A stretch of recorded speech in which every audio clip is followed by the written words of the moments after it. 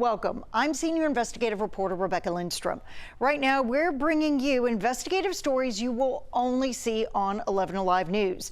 From a property management company accused of stealing more than $500,000 to an issue turning Georgia homebuyers' dreams into nightmares. This is 11 Alive News Investigates. First, to look at the state's sex offender registry. It is not uncommon for parents or crime victims to use the directory to find out where offenders are living. But 11 Alive News Investigates found sometimes those addresses don't lead to a house or apartment. Take a look. Waffle House, Kroger, Macy's, a car wash, and let's see if anyone's moving about.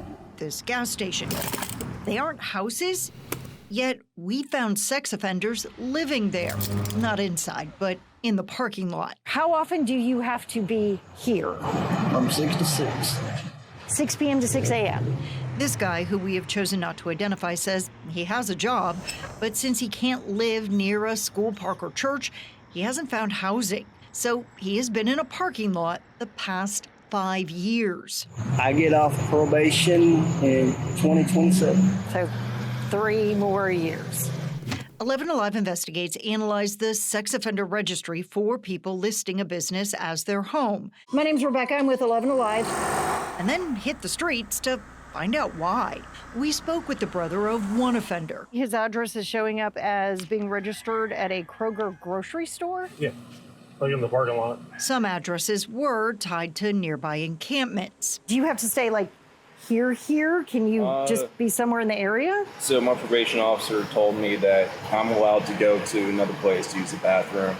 It was a Paulding County viewer that first raised concerns, but we found this happening across the metro. We've got several encampments like that. Major Ashley Henson says the sheriff's department in every county must verify a sex offender's address each year. We're checking our offenders 3 times per year. If the offender is on probation, that department will also check them monthly. You don't know when they're coming. You don't know when they're going to show up. Well, it might seem unsettling to some to have a sex offender registered to a business. Major Henson says it gives the public more information than just marking them as homeless. If you say they're homeless, then where are you going to go to find them? So we require that they have some place.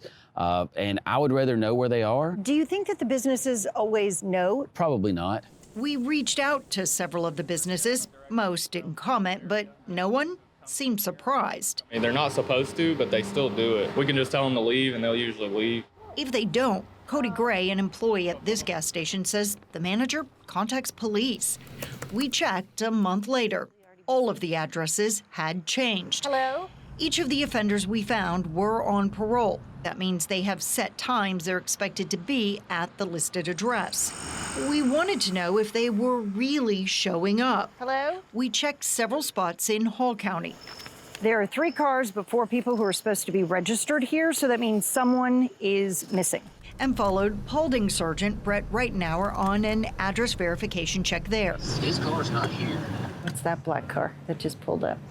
That's actually him. Well, I went to go to Subway to get some lunch. When I was driving around, he spotted me, and then he came back to where his usually sleeping location is. Even if offenders show up, we discovered that doesn't mean they stay.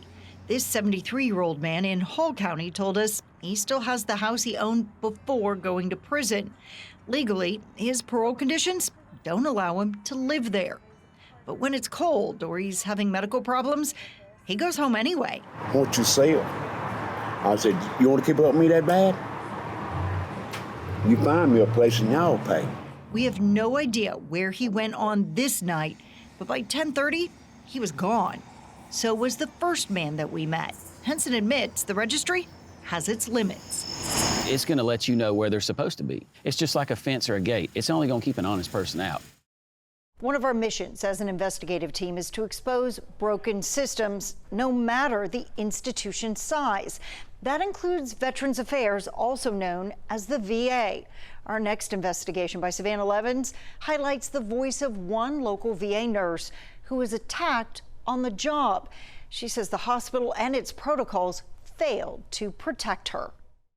This is The bruises I had. The photos tell the story. Close up of my jaw. Of July 23rd, when my face was healing from being split open. When Letitia Shannon's 24th year of nursing became the worst one yet. That's what scares me the most, is am I gonna ever be the same? Letitia was working on the psychiatric floor at the Atlanta VA when she says a patient with past violent tendencies charged at her. He pulls me down to the ground and he started dragging me, punching me in my face and my head over and over and over again. And I'm just screaming, y'all, please get him, help me, help me. I'm just like thinking in my mind, like, I'm never gonna see my kids again. Her medical records show she suffered injuries to her jaw, face, neck, and shoulder. She also saw a psychiatrist who diagnosed her with PTSD. It's like I'm just existing. I'm not living. But the VA said her PTSD claim wasn't an accepted condition. Letitia says they wanted her back on the job just days after the attack, writing she has a, quote, responsibility to return to work. It takes all I have to get out the bed and function. And it's like all they want me to do is go back to work. She turned in documentation from her psychiatrist and doctor saying she should be off work for 90 days. But she was told she'd need to use her vacation days if she wanted time off, which she did until they ran out and she stopped getting paid. How can you heal when you gotta worry about a paycheck and paying your bills?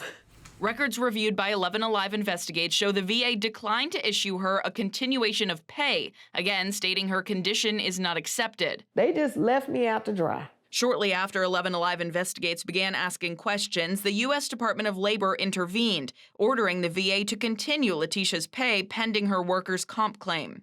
Meanwhile, Letitia's co-workers, who spoke to us under the promise of anonymity, say no one with VA leadership ever came to speak with them after the attack. They have not even been on the unit. But like, how can you have a nurse get beat brutally in front of so many people and just treat it like nothing happened? Letitia tried to press charges against this patient, hoping it would prevent this from happening again, but the VA decided not to pursue those charges because of the patient's mental state. Who's going to be held accountable for what happened to me? After 4 weeks of 11 Alive pressing VA leaders for answers, a spokesperson said it followed standard operating procedure, adding it is reviewing Ms. Shannon's PTSD claim and will provide the support she requires. They failed me. They fell in the system and they fell in the patients. They have failed. Up next, there are open beds for those experiencing homelessness, yet people are still being turned away at shelter doors. It became a critical, not only just for hydration, for water, for food, but for that sleep. 11 Alive News investigates why Atlanta's emergency shelter bed data isn't telling the full story.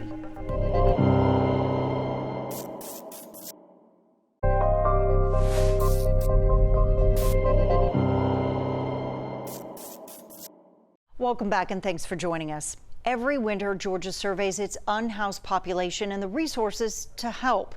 This year, Atlanta reported 33% of its emergency shelter beds weren't being used. So we thought it would be easy to connect a woman to care when she reached out to us. Turns out those numbers aren't telling the whole story. Time passes. That could be anyone's son on that billboard.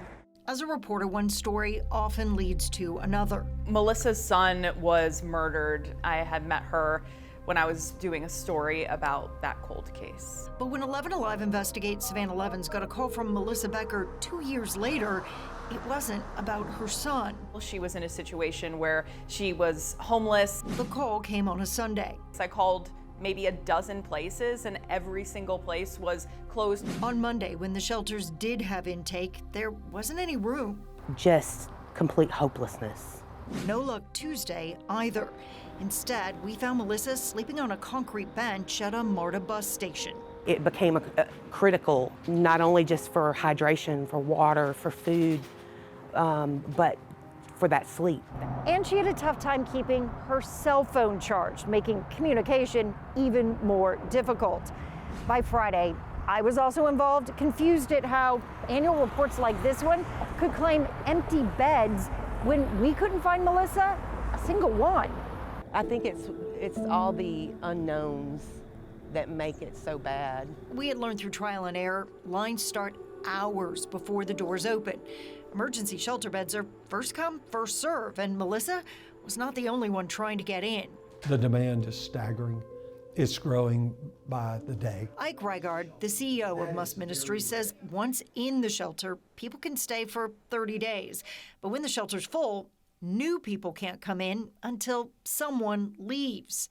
The hardest job at Must is the person who has to look at someone and go, we don't have any more beds. Catherine Vassell, the CEO of Partners for Home, says even with the demand, some beds go empty because the people in that line don't fit the shelter's criteria. I really think we need the will to change the way their front door operates. Most shelters fill their empty beds in the morning, but when curfew rolls around at night, not everyone returns, which means those unexpected empty beds go unused, even when someone like Melissa is right outside. It's really, really frustrating to think that you're doing what you're supposed to be doing and you're desperately needing help, and yet it still seems to not be attainable. Right now, when you get turned away, there's no one who can tell you if tomorrow will be better or if a shelter down the road has space. We should be eliminating that burden to streamline the process and make it as easy as possible. For 5 hours, Melissa waited with everything she still owned packed in 2 bags. First and second, come on in. When the gates opened, the chaos began.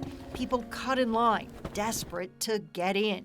Oh, here we go again. At first, it looked like Melissa would have to spend the weekend sleeping on the streets before she could try again on Monday.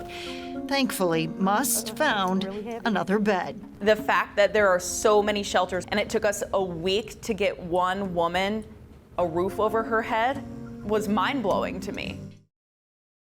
Straight ahead, a cautionary tale from one hopeful homebuyer. I have had 3 different closings, and I have still not closed. After the break, why a popular Georgia homebuyer program called the Georgia Dream may be letting down prospective buyers.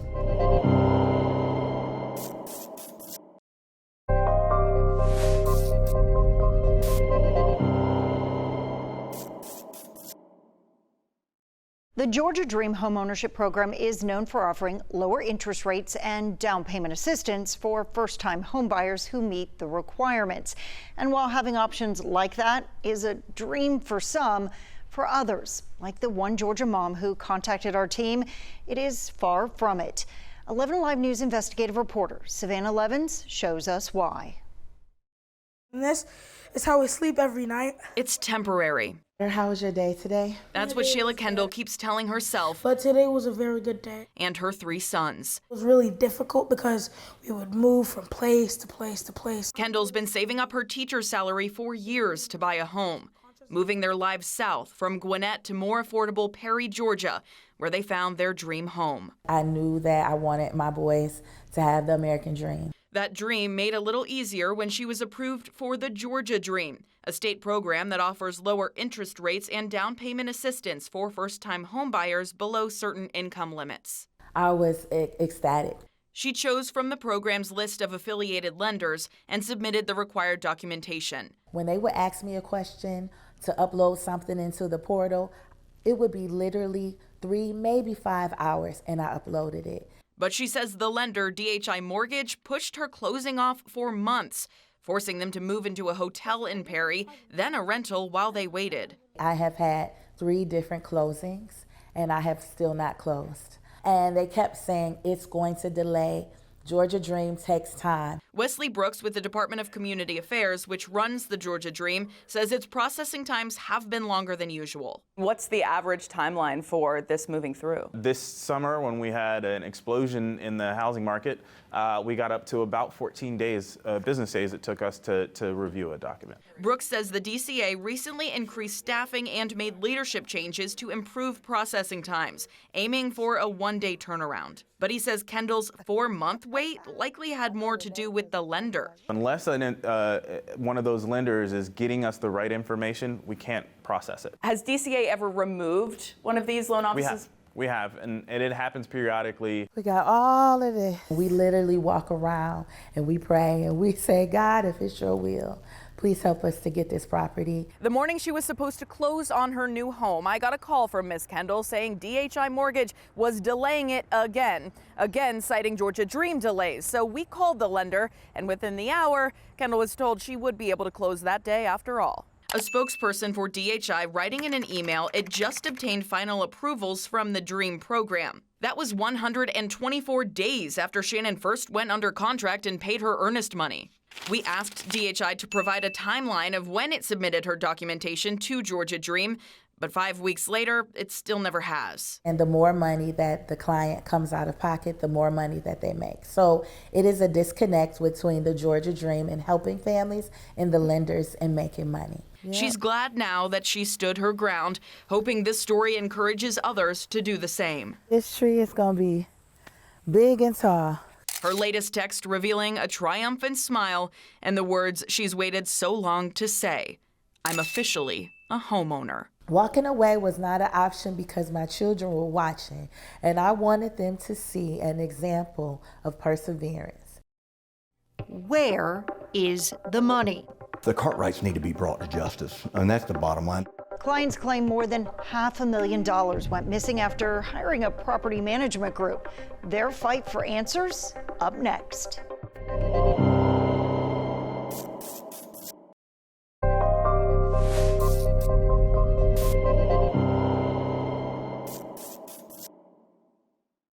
Welcome back. A Brazelton, Georgia couple that once ran a property management company is accused of taking more than $500,000 from their clients. While those impacted are furious, not everyone calls these accusations a crime. Where's the money? It is the question everyone is asking, and the people with that answer, Rachel and Brian Cartwright, the owners of Bravo Property Management, aren't talking. It hurt me real bad. That's Tommy Bradford. He owns several duplexes, which he rents to help with retirement. He hired Bravo to collect the money and troubleshoot maintenance problems. So what changed? I wish I could figure it out. In January, he says the Cartwrights stopped sending the rent and failed to pay the property taxes. They were going to put my properties up for sale on the city square. We found 18 police reports and lawsuits across the northeastern part of the metro accusing the Cartwrights of taking their money. If their claims are true, that is more than $590,000 missing. This HOA alleges Bravo wiped out their bank account. And Homestretch, a nonprofit that helps families get stable housing, says the Cartwrights took money from otherwise homeless people. We tried to talk with the Cartwrights. Welcome to Verizon Wireless. Every single number has been disconnected, and no one responded at their house. We discovered even the business is gone. Clearly, somebody else rents this space. In Georgia, a property management company like Bravo needs a broker, someone who is checking the books to make sure a business is doing the right thing and hopefully doesn't just disappear. We wanted to know, where was he in all of this? The time for convening has arrived. The Senate will come to order. It was during session when I had the first evidence. Turns out Bravo's broker was State Senator Clint Dixon. And as people like Bradford were fighting for their money, he was in session. Knew Rachel from high school. Her and Brian were buying a company and came to me. They said we'd meet once a month to go over the books. But Dixon says face-to-face meetings turned into emails, and the reports wouldn't show up unless he asked. Knowing what you know now, do you ever feel like, as the broker, you dropped the ball? You know, I don't believe so. Dixon says when he did get the books, they were all in order. And when he became aware the Cartwrights had stopped responding to customers, he shut the company down. The Cartwrights need to be brought to justice, and that's the bottom line. Rachel did text me after I left my business card, but refused to do an interview and refused to answer the question I asked again and again. Where is the money? No more communication. No more communication with that one. In October, Gwinnett County Police did issue 4 felony warrants for Rachel Cartwright, accusing her of theft. Since our story first aired, she was arrested, and several clients say Rachel sent at least partial payment towards the money owed. Do you have a concern in your community that you want our team to look into? You can reach out to us at 404-873-9111. Again, that is 404-873-9111. Thanks for joining 11 Alive News Investigates. See you next time.